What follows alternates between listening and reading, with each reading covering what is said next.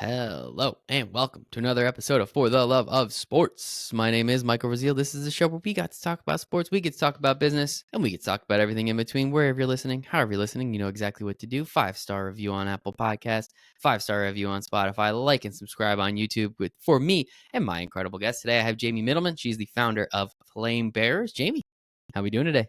Hey, Michael, I am pumped to be here. Thank you for having me. Let's go. It's going to be an absolute blast. As many of the audience members know, and as you and I were talking, this used to be exclusively just for Olympic athletes. So I was very excited when I saw that this came across my desk, as they like to say in the industry, and we get the opportunity to chit-chat a little bit about what you're doing today, Jamie. But obviously excited to talk about Flame Bearers, what you're doing, storytelling, all that fun stuff. But Jamie, the first question for everybody on the For the Love of Sports podcast is, why do you love sports so much? Such a good question. I feel like I could talk about this for the rest of the show, but We got 45 I'll, minutes, so I'll spare do you, you. girl. Do you? No. Growing up, sport was my greatest source of joy. It's how I built community. It's how I connected to people. I think it's a common language that brings people together. Doesn't matter what background you're from, what you believe politically, who you are, what you care about. Everyone can tell when there's a strong competitor, when there's good competition. And it's something that bridges gaps. It builds connections and builds community. Growing up, for me, sport was the source of many of my highest highs, also some of my lowest lows and most cringeworthy moments, if I'm going to be real. But it was always a way that I built relationships with people, starting off with my family. Growing up, we grew up in a town with one stoplight, so literally in the woods. And my friends would call us boot camp middlemen on the weekends because we'd all be out in the woods going for, 5 to 6 mile hikes, runs, skiing, playing soccer, whatever. But my other friends are like, can we just watch TV? Can we go to the mall? So sport and living actively has always been a huge part of my life. But never in a million years did I think I'd still be working in the sports industry at this point. Isn't that awesome? It's an industry, right? That's one of the impetuses for this show. I just want everyone to remember, sports is an industry. You can do whatever you want within this industry because it's way cooler to talk about this than consumer packaged goods, in my opinion. One stoplight, though, I'm sure there was a lot of fun games with that one. We don't need to touch on that for too much, but I guess with that, then, so as you said, you grew up being active. Were you? It sounds like you played sports growing up, but what is the furthest did you go play Division I soccer? Were you a professional athlete? How far did you take sports prior to Flame Bears? Totally. So talking to you, I will wear the Jamie had a part of her life where she was an athlete. Though when I'm working with Olympians and Paralympians, I do not identify as an athlete. I really talk about myself as a communications and media and marketing expert. I played Division III soccer for a year. Rock and roll. I thought about running track and field in college. I could have run track where I was. And I realized that it was not a source of joy for me anymore.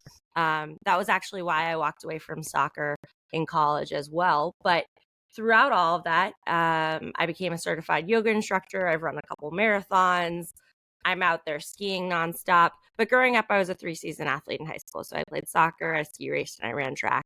And I played D1 club soccer in high school. But Incredible. No, when I'm talking to literally the best athletes in the world, I just skip over the fact that, yes, I compared to the average citizen, I consider myself an athlete. Compared to the best people in the world, no, I talk about what I can offer them and what I bring to the table for them. I like that. I played a little Division III soccer, not a big deal, guys. It was a lot of fun. But no, I mean, hey, you're an athlete. We're all athletes, right? We're out there. I'm out there walking. I'm on my Peloton, right? I'm an athlete in some way, shape, comparatively, no. But you own it, wear it. Nothing wrong with that. No. It's a part of who I am, but that's not why they work with me, as opposed to other media companies that are founded by elite women athletes, and that's one of their selling points. What I'm selling them is a decade of experience in the media company world. And that is a differentiator for us, as opposed to companies that are founded by athletes who may not historically have the expertise in that niche. Which makes sense, right? They can connect on a different level. So I guess what Totally. you explained how you are selling them. Yeah. What are you selling to them? Sure. So, my company, Flame Bears, is the world's first media and content company that specifically tells the stories of female Olympians and Paralympians. So, we're not doing sports reporting. We're not talking about the upcoming matchup, who's going to beat who, though, hey, I love that. We're not competing with an NBC, ESPN. We're really talking about who these women are, what they care about, what makes them tick, how they overcome adversity, what makes them so resilient, and frankly, what advice they would give to their younger selves. A couple things to call out: half of our athletes are from the global South. Half of our athletes are Paralympians, so those are athletes with physical disabilities. If you look at the sports media landscape as a whole, it's pretty much 85% of that coverage goes to men. So that means that 15% goes to women. Now, that is the highest it's ever been. I was gonna say that Historically, the last time I heard yeah, that number, it wasn't quite that. Like it it was was even 4%. worse. Yeah. So Exactly. that's all. Yes. Hey, progress, right? We need to make some sort of progress. So we that's we good. can we can hold both simultaneously. The good thing about being human beings is there's nuance in situations. So we can say, yeah, it's crazy that since Title IX, the number was hovering around 4% for decades. At the same time, we can say that that is way too slow. I'm glad we've increased by, what is that, 11% in the last couple of years. I would largely give that credit to the NWSL and the WNBA Hmm. and the Professional Women's Hockey League. So essentially, we're addressing a quantity problem, 15%, but also a quality problem of how those women are being portrayed. So within that 15%, it pretty much all goes to people who look like me. So that is historically white, able bodied women from the global north who usually are heterosexual, who usually prescribe to certain societal norms, who normally play soccer, basketball, and increasingly so hockey. So we're trying to broaden the aperture of who is covered. We're also trying to change the narrative of how women athletes are covered. If you look at that 15% of coverage, a lot of the athletes are really frustrated with how they're being portrayed. They are sexualized. We see this in the Caitlin Clark narrative, where there's this whole sidebar on women being petty, is how this pettiness, this cattiness that frankly never comes up in the NBA. It's a conversation that is never even had.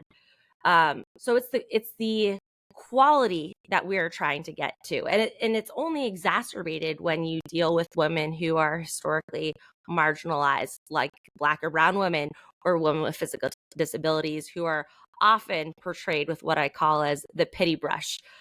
Many athletes with disabilities are frequently covered as sources of inspiration who we should all learn from because they've overcome A, B, and C, even if that narrative doesn't resonate with the athlete themselves. And many times, not always, many times the athletes don't even identify or consider themselves disabled or as someone with a physical disability. So, telling their stories in their words, centering their narratives, because we think it's really hard to be what you can't see. And we're trying to provide role models for girls in sports who look and sound like them at the highest levels. That is awesome. I love the idea behind that and how you're able to then appreciate you explaining it too, right? So that you touched on a Yeah, couple things that I think are important. As we said in the beginning of what you just said there, right? We can hold two thoughts at the same time, right? One, totally. 4% is too small. It's awesome that we've tripled it, but we should probably do a little bit better on getting there, right? So like positives and negatives. So we'll get to that. Hmm. So I appreciate you bringing up that point and the Caitlin Clark thing, right? Like we're coming off of I think it was only, as of recording like 4 or 5 days ago, where all sports talk radio, all sports ESPN, include like everybody could only talk about like, oh, poor Caitlin Clark, or oh no, I hate Caitlin Clark, or I love Caitlin Clark, or I hate the woman that hit her, and then now it's like this huge race thing, and it's like what do like, Totally. which like is kind of frustrating because I'm sure the athletes they're athletes, they want to like why can't you cover us like you cover the NBA? Because, Yeah, hand up, I think the men's players, the NBA is probably more catty and, more petty. Like, have you seen some of the things that these dudes do? Like, it's absolutely ridiculous that these women then get that, as you said, that catty, that petty label put on them. And that's just, that's kind of that's how the society works, unfortunately. So I think we are moving in the right direction.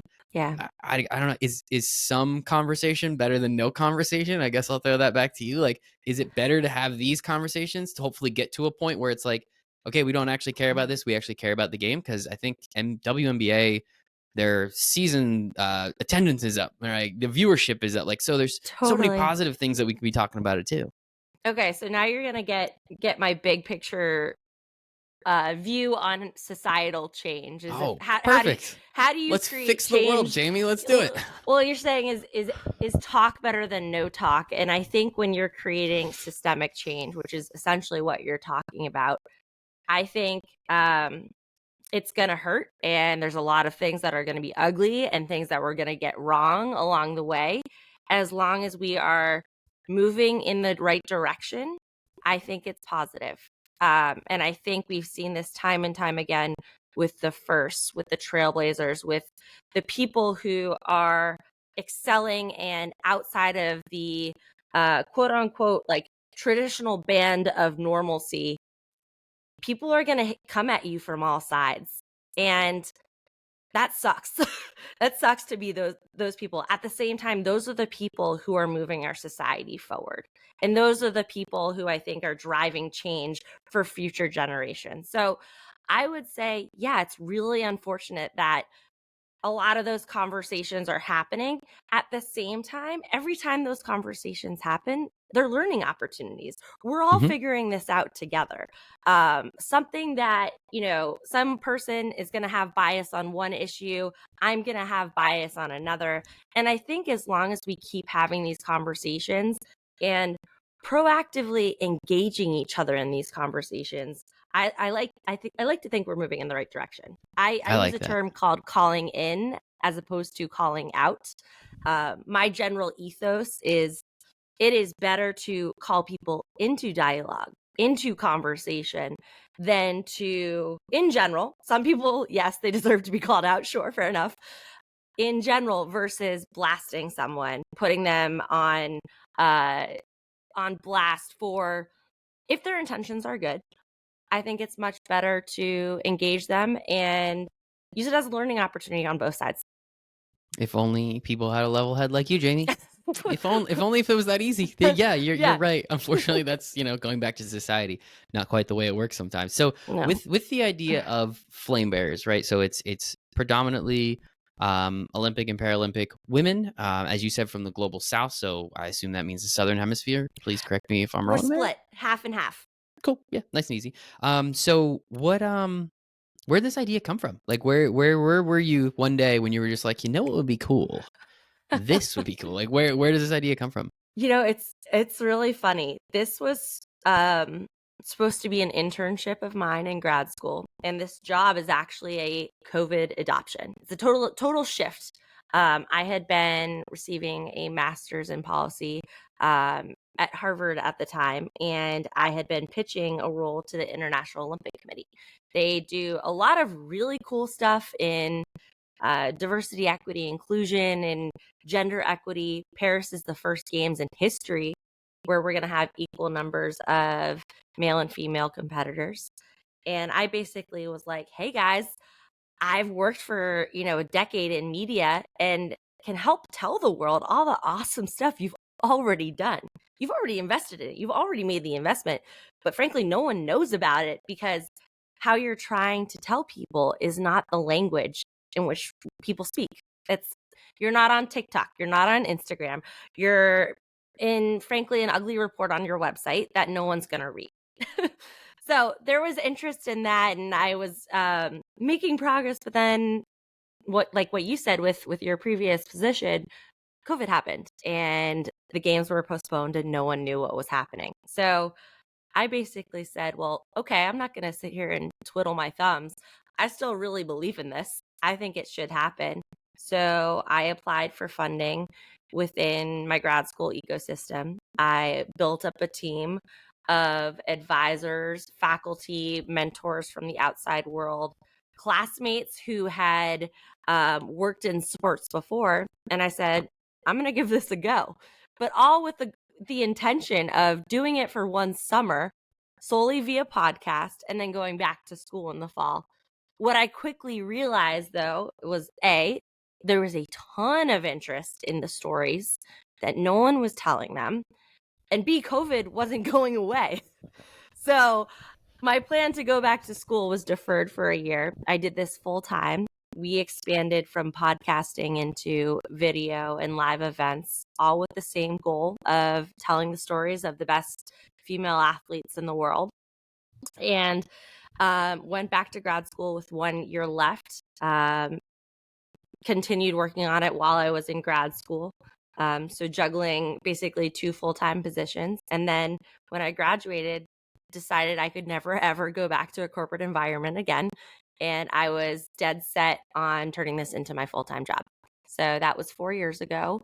And now we are in 49 countries. I've worked with over 130 Olympians and Paralympians from 50 countries. So That's incredible. It's pretty cool.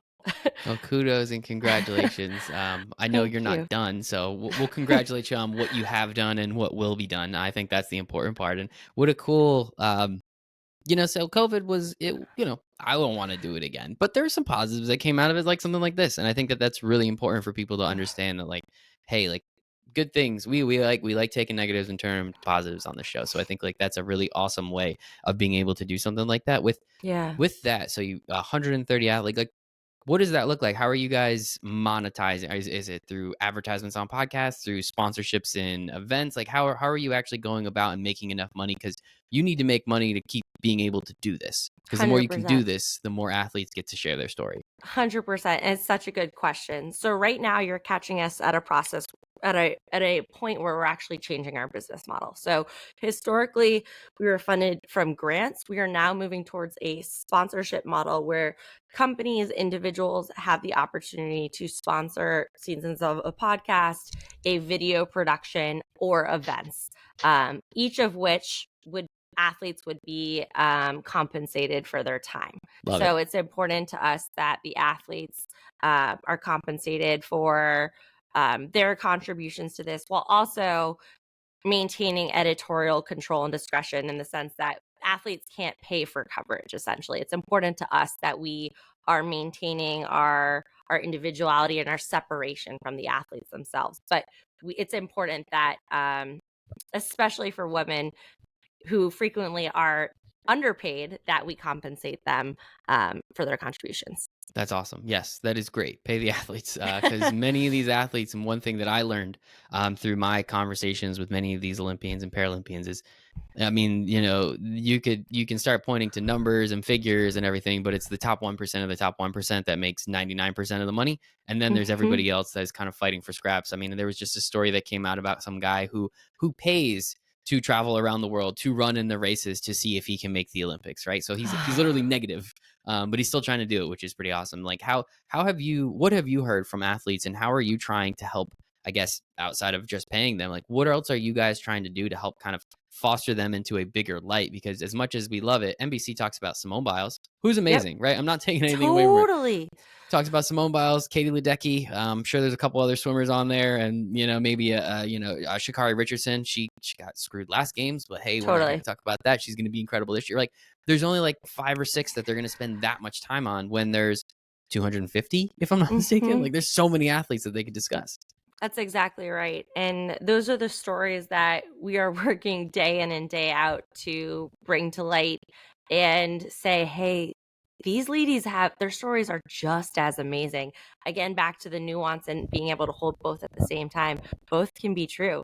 Yes, I am the number one big supporter of Simone Biles. I'm also a diehard fan of Rita Asimwe from Uganda, who's the number one para-badminton player in all of Africa.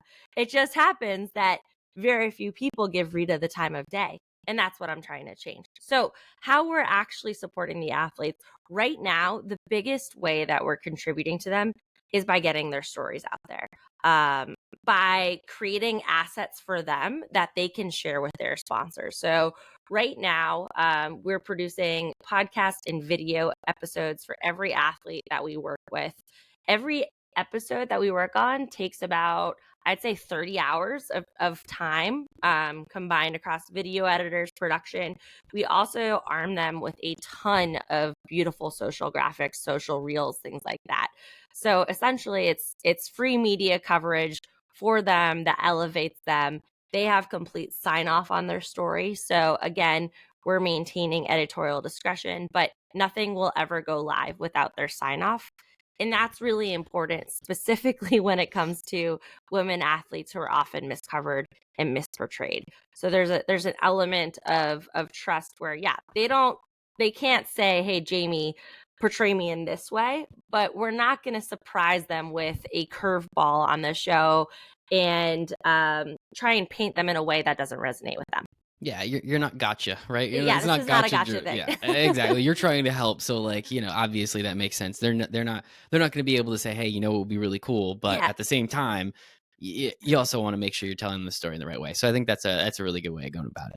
thanks. Yeah. And No, but I would say, yeah, the media way is the best thing. Like yeah, for example, there's an athlete, I mentioned Rita.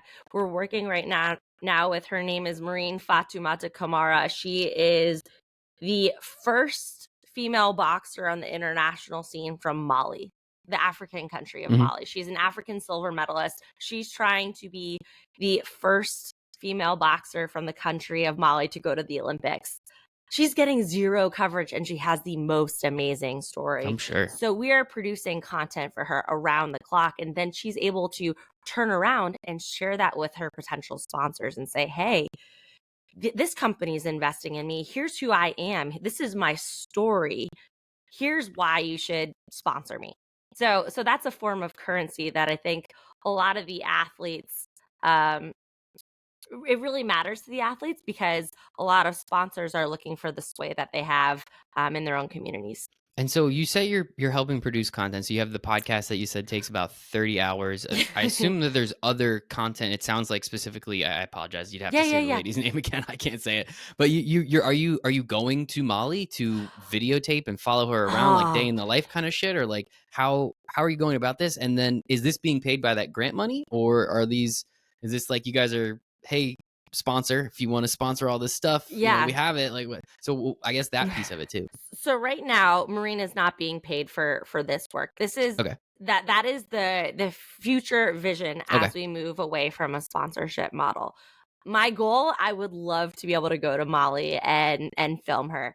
Right now, essentially we will come up with a bunch of prompts. We'll say, hey, Marine, can you film yourself doing this? She'll then send us random clips that we then incorporate into a larger video, Very cool. produce it, share it with her, kind of go back and forth. But and then when she is in competitions, we'll get the actual film from the competitions incorporated in, sit down with family, friends remotely, do interviews with them, and incorporate them into our pieces for her. Mhm.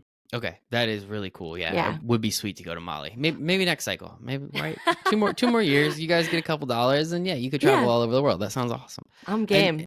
and so I guess is that the way you work with most athletes at this point? It's, hey, we have this podcast. It's a nice Yep. long form idea, and then we need some B-roll. We'll get some of your competition footage, and then you guys kind of produce that into a package that you can then give to the athletes. Is that kind of the Correct, yeah? correct. But what we do is we actually approach it more from a lens of, um, hey, we noticed that you've been really outspoken about A, B, or C. We would love to help amplify your story and your vision around that. A lot of athletes are covered for kind of their gold medal moments and nothing else. And we're trying to shed light on who they are outside of competition. So we focus on the person, not the sport. And I think that's really appealing to a lot of athletes, many of whom have gotten a ton of media attention. But it's the idea that they're valued for more than just how they dribble a ball. That's awesome. That is fantastic. And I guess from a success standpoint, how do you define if something is successful? Is this getting picked up by larger publications? Is this just, hey, we hit 1 million views on this TikTok? Like, how are you guys gauging it? Because I'm sure some of the like, as I was telling you before, some of my absolute favorite interviews didn't Yeah. get the most listens, unfortunately, right? And I tried to do what I did. I've gotten a lot better at the amplification game since. But like, how do you measure if something is a success or not? Yeah. So I'll give you my answer as Jamie, the founder of this company. Hmm. I'll also give you the answer that someone like an investor or a sponsor would want. They're vastly different. So for me, impact and success is can be defined in terms of the person we're spotlighting, so the athlete herself, but then also the people that story reach, who it touches. So with the athlete, when I have an athlete who says, "Jamie, you nailed this. You completely got me. Thank you so much." That to me is success because I feel like I have accurately transcribed and portrayed someone who is not getting, I believe, the coverage that she deserves. So that is success for me when the athlete feels like she is portrayed in a way that really resonates with her. Success on the impact side. Now, for me, it started off with just the dream of being able to touch one person. If I can literally impact one little girl who in any corner of the world now has a role model she can look up to who looks and sounds like her in sport, I'm happy. That to me is success. I don't need to have a million TikTok views. I don't need to have a million downloads. If I deeply allowed a little girl to believe that she can reach her dreams, that's success. And we have those anecdotes. So from both the athlete and from our community members. And those are the anecdotes that I actually keep on my wall behind my desk because that's what gets me up in the morning. That's my why. It's why I do the work I do. If I'm talking to an investor, the things they care about are audience reach and those impact anecdotes, but really who are the people you're covering, how many people are watching, and why does it matter? So for example, we could say, on average we have listeners in 49 countries, we have X thousands of downloads per episode, and to provide 5 pieces of feedback, here's why it matters. It's much more quantifiable data, a lot less touchy-feely, and I understand why the investor's perspective, they want that. But I think sometimes they miss the mark because I think numbers don't give you the full story. Yeah, I think the connection to the brand, right? It's not just that the amount of people that saw the brand. It's the way that that person, that little girl, felt listening to that episode, Exactly. knowing that that brand is invested in that athlete, right? And those stories. So it could be a significantly less number, but that impact could be significantly greater, right? I think that's the easiest way to, hope Exactly. that we can get through to some of those investors about it. You nailed it. You can make me part of the company. That's fine. I'd love to help. Let me Come know. on over. Let me know. I love doing this stuff, but We're actually right now in the process of trying to really thoughtfully build out a program for men to wholeheartedly engage in these conversations. I think one of the ways that I have seen social movements go awry in the past is through an exclusion of potential allies. So, for example, right now with women's sports, yes, we are absolutely creating a space for women's sports to be celebrated and heard. I think the role that men can have in those conversations is so valuable. And we're trying to make sure that men are at the table too, not taking seats and space away from women again, but in addition to. So mhm.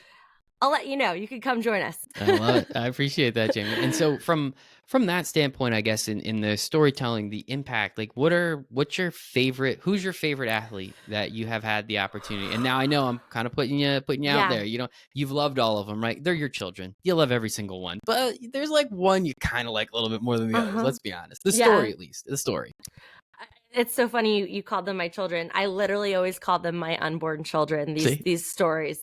Um, okay, I'm gonna spotlight Masuma Alizada. Masuma is on the Olympic refugee team. She's actually this year, she's the head of the refugee team. She grew up in Kabul and she is a cyclist. And Masuma grew up having to dress up as a man in order to bike ride. And her father and her brother would bike ride around her. She could never go outside biking on her own dressed up as a man. She had to have male escorts in front of her and behind her.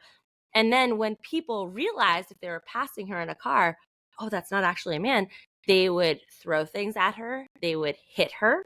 They would verbally assault her.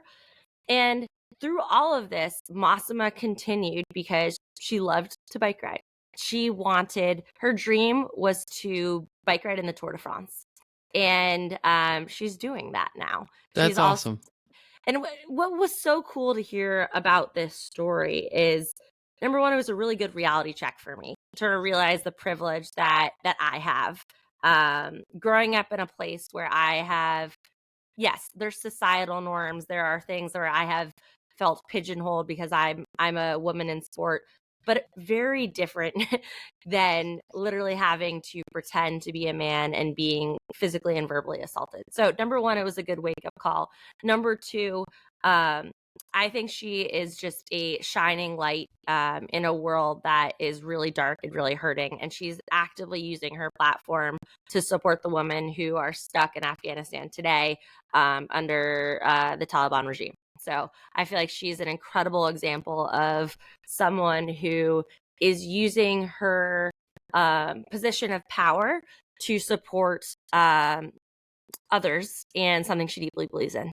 What an amazing story. Holy shit. She's a rock star. Yeah, please dude, check that her is out. killer. Masuma Alizada. Yeah. I love that. What an awesome, good for her. And shout out her dad and brother too. Like that's Right? that's pretty cool. Like, good for them. Like I'm glad that 100%. they're all on board together. That's so that's awesome. Wow, what an incredible story. Yeah, that's a good one. That's a really good one, Jamie. I'm glad I asked that question because that's pretty awesome. So it's an Olympic year. Yes. I'm not going to say easy what you're doing, right? That's not, but it's probably a lot easier than in non-Olympic years.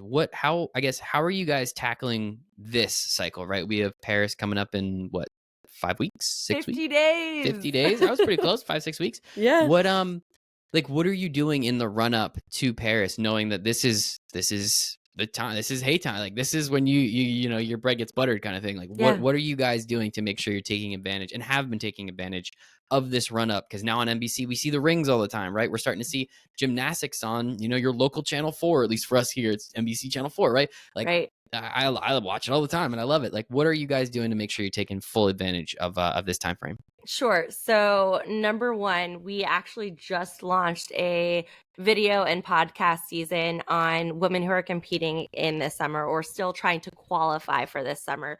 We have an absolute rock star athlete co-host. Her name is Berenice Mette. She's French. She's a 2-time Olympian, 6-time national figure skating champion, who's co-hosting all of these conversations with us. And what we're trying to do is actually talk about their paths to Paris. So by the time the Olympics come, all of these interviews are actually already done and we're just releasing them. Because what we're covering is, again, who these people are, how they got to the Olympics or the Paralympics, and really what makes them tick. So it's literally the little montages you see before the competitions of that really actually inspires you to watch the events itself. So we're doing that. I'm also have the opportunity to actually go to the Olympics and the Let's Paralympics, go. which I am so excited about. What's the name of that podcast? I'm sorry, I don't think you said it. Flame Bearers. It's Flame Bearers. Cool, Flame cool. Bearers Pathways to Paris. It's Perfect, our 4th awesome. season. And then so you're going to Paris as well. Exactly. Opportunity number sweet. 2 to capitalize. I am going to Paris. I have a whole bunch of interviews lined up with athletes we've worked with, new athletes.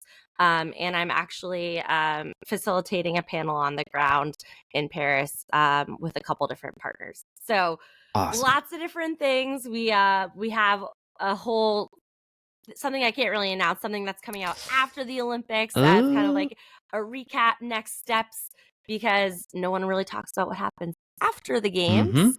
So stay tuned for that too. I love that. Yeah, it goes from the highest to highest, man, to everyone. Like 2 weeks later, society is just like, wait, that happened? I totally forgot. That was cool. All right. Totally. On to the next thing. Whatever. Football starts soon, I think, right? Like that's the unfortunate part, but that is so cool.